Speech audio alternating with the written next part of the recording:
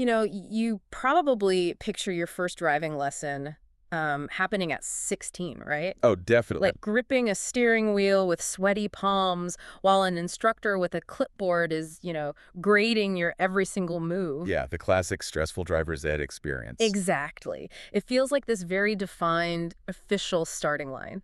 But what if I told you the most important driving lesson of your entire life actually happened when you were like 4 years old? 4 years old. Yeah, just casually sipping juice in the back seat of your parents' car. Right. I mean, that completely upends our traditional understanding of when and how responsibility is actually handed down to us. Totally. We treat 16 as the starting line, but neurologically speaking, the race is almost over by then.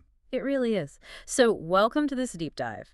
Today's mission for you, the listener, is to uncover this hidden biological window of time where human habits, specifically around road safety, are just permanently hardwired into us. It's a fascinating topic. It really is.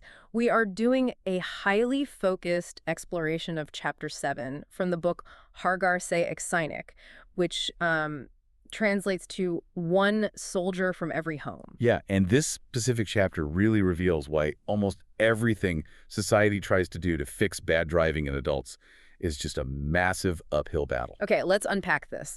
Because the book starts with a very vivid, traditional metaphor to describe human behavior. There's this old saying about a dog's tail. Oh, right, the dog's tail. So the saying goes that if you take a dog's tail and you force it straight inside a metal pipe for, say, 14 years, it will look perfectly straight. Right. You might look at it and think, oh, I've permanently changed its form. But the absolute second you remove that pipe, It snaps right back. exactly, curls right back into its natural shape. Because the pressure only affected the surface level, right? Like, the pipe never actually altered the underlying structural anatomy of the tail. Yeah, precisely. And the author uses this to pinpoint a very specific biological deadline for human habit formation, which is age 14. Right, and what's fascinating here is how modern neuroscience maps perfectly onto this old proverb. Oh, really? How so? Well, the brain's habit-forming architecture is at its absolute peak of malleability before adolescence. So in those first 14 years, a child's brain is undergoing this process called rapid synaptic pruning. Okay, synaptic pruning. Yeah, think of the brain like a really dense, overgrown jungle. Every time a child observes a behavior, a pathway is cleared through that jungle. Okay, I can picture that. And when they observe that same behavior repeatedly, the brain essentially paves that pathway with myelin, making it this high-speed default reflex. Wow. By the time that child hits 14, those paved pathways, which is the natural shape of the tail from the proverb, become incredibly rigid. So the brain has essentially surveyed the environment, decided what behaviors are, necessary to survive in the local driving culture, and just poured the concrete. Yeah, and that concrete is very hard to break. I mean, this explains the massive failure rate of adult interventions. Like what kind of interventions? Think about your standard road safety campaign, or a new traffic fine, or an awareness month. Society is essentially trying to straighten a tail that is already hardened. Oh, so those interventions are just external pipes. Exactly. You might force temporary compliance. A driver sees a police car, feels the threat of a ticket, and suddenly stops texting. Right, they put the phone down real quick. Right, but the moment that external pressure is gone, the moment the pipe comes off, the behavior curls right back to its default shape. That makes so much sense. So if tickets and campaigns are just these superficial pipes, then we really have to figure out who is pouring the concrete of this default shape in the first place. Well, yes. Like, where are kids actually learning the rules of the road, if not from official campaigns? The answer the text provides is actually almost unsettling in its simplicity. They learn it from the adults around them. The adults in the front seat. Exactly. While the child is just quietly observing from the back. I was thinking about this, and it's almost like an adult's driving behavior is a background operating system. Oh, I like that. Yeah, like it's being silently installed into a child's brain. The child isn't actively downloading a file called How to Drive. No, not at all. They are just running in the background, constantly receiving updates from the parents' actions, every skip seatbelt, every roll through a stop sign. Every time an adult speeds up to beat a yellow light. Exactly. It's writing a permanent line of code.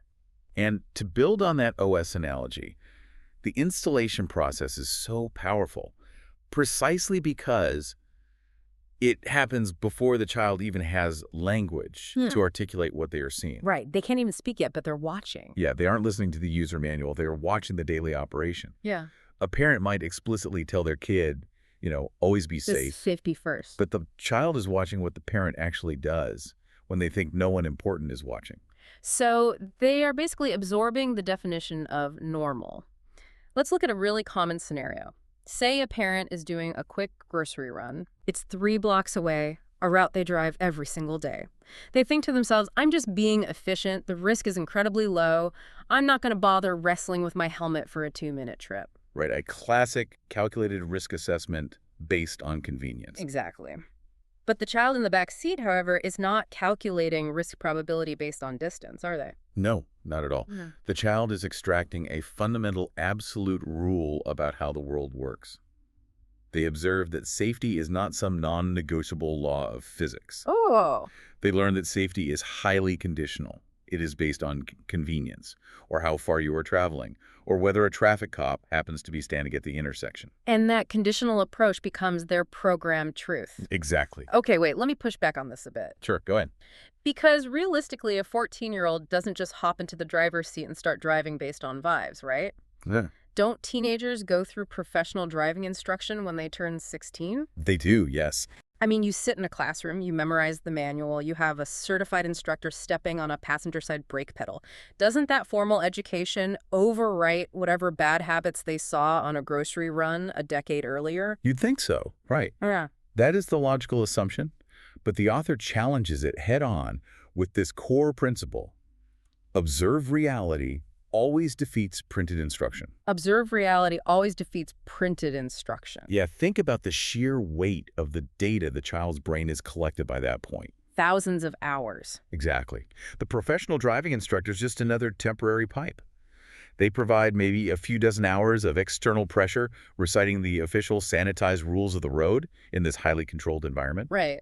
But the parent has provided a 10-year unvarnished track record. That's a lot of data. The teenager has literally thousands of hours of lived observational data showing that the real way adults navigate the world involves, checking text messages at red lights. Or treating speed limits as mild suggestions. Right. Viewing safety gear as optional. When push comes to shove, the brain's hardwired reflexes will always default to a decade of lived experience over 2 weeks of classroom theory. The driver's ed manual just never stood a chance against thousands of hours of watching the person you trust most in the world. It really doesn't. So, if adults are unintentionally programming these bad habits through sheer proximity, the chapter must offer a way to intercept this code, right? It does, actually. And it relies on a critical distinction between accompanying a child and supervising them. Accompanying versus supervising. Yeah, this is where the book introduces a remarkably simple 30-second fix. 30 seconds, that's it. Yeah. The problem right now is that most parents are merely accompanying their kids. They're physically in the same vehicle, but their cognitive presence is totally elsewhere. Like they're mentally drafting a work email. Or listening to the radio or just silently zoning out in traffic. The child is left to interpret the chaos of the road entirely on their own, making accidental connections. And accidental learning is rarely safe learning. Exactly. So supervising, in the context of this chapter, means taking just 30 seconds to provide a conscious, verbal narration of your driving choices. Oh, I see. So you are making the invisible decision-making process visible. Yes. Instead of just sitting silently at a junction while a kid stares blankly out the window, you narrate the internal calculation. Exactly. You say out loud, like, I'm keeping my foot on the brake here because a delivery bike could swing around that blind corner from the left, and we need to give them space. Yes, perfect example. You are attaching the physical action weighting to the specific reason, protecting a vulnerable road user. You do that for 30 seconds, a few times a week, over hundreds of school runs and errands. You transition from being an adult the child is blindly copying to being an active instructor who is purposefully sculpting their neural pathways. You are purposefully programming an OS that inherently understands cause, effect, and shared responsibility on the road. Exactly. The compounding interest on those 30-second interactions over a decade would be just staggering. It really is. But, if kids are these highly efficient sponges, quietly absorbing and mapping the adult behavior around them, it stands to reason that you can wring that sponge back out, right? That is the precise mechanism behind the reverse effect. detailed in the text. A reverse effect. Right. Children are not just passive receivers of information. They can become incredibly potent carriers of change within their own homes. I mean, anyone who has ever interacted with a child knows that when they latch onto a concept they believe is important, they are relentless. Oh, absolutely relentless. They will ask you the exact same question 50 times while you are just trying to make dinner. Yeah. So how does this sponge-like observation actually get weaponized for good? Imagine it's not just a matter of telling a kid to yell at their parents. Far from it. The author breaks down 3 specific and non-negotiable requirements that adults must establish for a child to successfully change the culture of their household. Okay, what are they? First is language. Right, because you can't hand a 7-year-old a list of complex mortality statistics. No. They need straightforward, repeatable vocabulary. Short action phrases like, Papa, wear your helmet, or Mama, put the phone down. So no lecturing, just a very clear, actionable request. Exactly. Now, the second requirement is permission, and honestly, this is where many households stumble. How so? Well, the child needs to be quietly allowed to correct an adult without fear of retribution. In many cultures, a child speaking up to correct a parent's behavior is instantly categorized as disrespect. Oh, like talking back. Right. For this reverse effect to function, the parent has to swallow their pride and create an environment where the child knows it is fundamentally safe to advocate for safety. Which requires the parent to actually act on the request, which I assume is the third requirement. You got it. Reinforcement. The child needs to see the adult physically alter their behavior based on that simple phrase. Makes sense. If a child gathers the courage to say, Papa, wear your helmet, and the father brushes it off or ignores them, the child's brain immediately logs a new rule. Which is that safety is not actually important. Right, and that my voice doesn't matter. But if the father stops, acknowledges the child, and secures the helmet, the child learns that their intervention has tangible power in the real world. Here's where it gets really interesting. Think about the psychological dynamic of that moment compared to traditional law enforcement. Okay. If a police officer pulls you over and demands you put your helmet on, your immediate hardwired adult reaction is defensive. Oh, for sure. Your ego flares up. Yeah. You feel judged, maybe a bit embarrassed, so you get annoyed. You comply to avoid the financial penalty, but you are muttering under your breath, totally resistant to the actual lesson. The police officer is the ultimate external pipe. It just creates friction and resentment. But when your 6-year-old child looks at you from the back seat and says, "Please put your seatbelt on, we are waiting for you to come home," it completely bypasses the adult ego. It does. There's no defensiveness because the request isn't about authority or dominance. No, it is rooted entirely in love and dependence. The child is explicitly stating their reliance on your survival. The author points out that human psychology has no defensive countermeasure for that kind of pure, vulnerable expectation. A traffic ticket might force you to wear a seatbelt for the rest of the afternoon. A child's earnest request can permanently alter your identity on the road. It's basically a brilliant hack of the human ego. It really is. But it exposes a structural flaw in the whole system, doesn't it? What do you mean? Well, if giving children this vocabulary and permission is the ultimate tool to change stubborn adult behavior, where are the children supposed to get this vocabulary in the first place? Ah, I see. We can hope parents teach it through conscious narration, but if a parent is already a reckless driver, they aren't going to teach their kid to correct them. The logical safety net is the school system. Yes, and this is exactly where Chapter 7 delivers a very sharp critique of our educational infrastructure. Okay. Currently, schools are fundamentally failing to provide this vocabulary. The author labels the current approach the worksheet failure. The worksheet failure. I can picture exactly what that looks like, actually. I bet you can. Road safety is usually relegated to a single afternoon during some vaguely defined awareness week. Right. A teacher hands out a photocopied sheet with black and white pictures of traffic signs. The kid draws a line matching the red octagon to the word stop. They get a gold star, and 10 minutes later, they're back to studying fractions. Yeah, it is treated as rote memorization, entirely divorced from context. Yeah. And the reason it fails so spectacularly is that the moment the child walks out of the school gates, they are hit with a lived reality that contradicts the worksheet. Right. They see adults sprinting across intersections against the light. Cars parked on pedestrian crossings. And parents ignoring the very stop signs they just drew a line to. Exactly. The observed reality defeats the printed instruction. Again.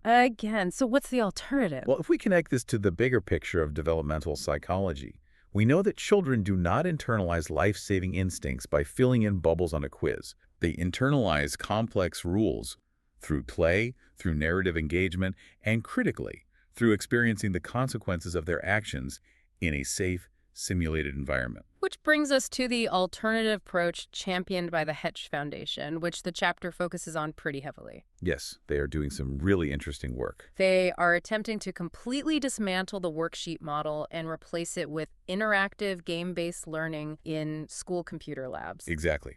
Instead of a static piece of paper, the child is placed into a dynamic digital simulation of real-world road environments. The child actually controls an avatar and is forced to make active decisions. Walk us through what that actually looks like for the kid playing it. Sure, so imagine the screen shows a busy intersection. A large delivery truck is parked on the corner, blocking the view of oncoming traffic. Okay. The game prompts the child, do you cross now or do you wait? If the child chooses to step out without looking past the blind spot, the game delivers an immediate, visceral consequence. A car suddenly appears, the screen might flash, a horn blares, and the avatar fails the crossing. So they really feel the mistake. They experience the panic of a near miss, but obviously without the physical danger. Right. It's building body memory and reflexes rather than just storing a fact in their short-term memory. And beyond just building reflexes, the game is meticulously designed to arm the child with specific vocabulary. Oh, the language we talked about earlier. Exactly. When they fail that crossing, the game explains why, using terms like blind spot or stopping distance. That's brilliant. It teaches them not just how to survive the intersection, but how to articulate the danger. It gives them the exact language and the confidence they need to take that knowledge out of the computer lab, sit in the backseat of their family car, and successfully challenge their parents' bad habits. It effectively trains them as highly motivated little operatives for change. It really does. They play this simulation at age 8, and because they are still inside that 14-year biological window, the simulation helps pour the concrete of an instinct that will last for the next 60 years. That is the ultimate goal. 60 years of hardwired safe instinct multiplied across an entire generation of drivers. Wow. We have covered incredible ground today, diving deep into Chapter 7. We've moved from the neuroscience of synaptic pruning to the silent operating system updates happening in the back seat. To the ego-busting power of a child's request. Yes, and finally to the mechanics of game-based learning. To summarize the core takeaway for you listening, the window of absolute influence is incredibly short. It really is. For the first 14 years of a child's life, their brain is a sponge, mapping the roads based entirely on the behaviors modeled by the adults around them. And at age 14, the pipe comes off. The pipe pipes off. The neural pathways harden. Whatever OS you have installed, whether it is built on patient, conscious supervision or distracted, rule-breaking convenience, is locked in for the rest of their lives. And this requires you to reflect on your own behavior. This isn't just a mandate for parents, right? No, absolutely not. If you are an aunt, an uncle, an older sibling, a teacher, or just a family friend giving a kid a ride to practice, if a child is watching you navigate the road, you are actively writing the code that will keep them alive or put them in danger decades from now. We cannot wait for a magically effective public service announcement or a new network of speed cameras to fix the culture of our roads. The fix is actually sitting quietly in the back seat right now, watching our every move. So what does this all mean? It means the change has to happen internally during that biological window. If the concrete of our road habits set so firmly by age 14 just through silent backseat observation, it leaves us with a massive lingering question. Yeah. Think about everything else you do while a child is quietly watching you from the back seat.